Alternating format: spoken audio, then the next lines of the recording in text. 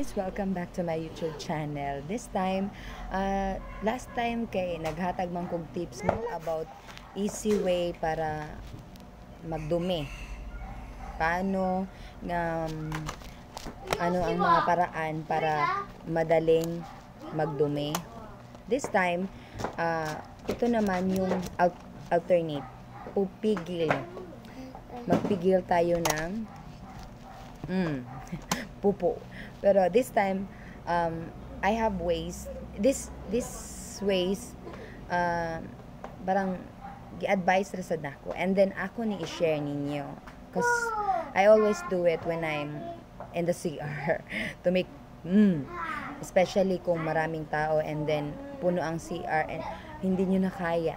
This is the way how you parang pigilan muna siya para hindi ka maabutan ng so these ways parang para lang sa akin, pero kayo nasa inyo yan kung okay sa inyo, and then you try it.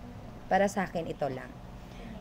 I open my hands like this and then yung palm ko ilalagay ko sa center.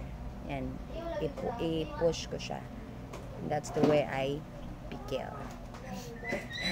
These tips.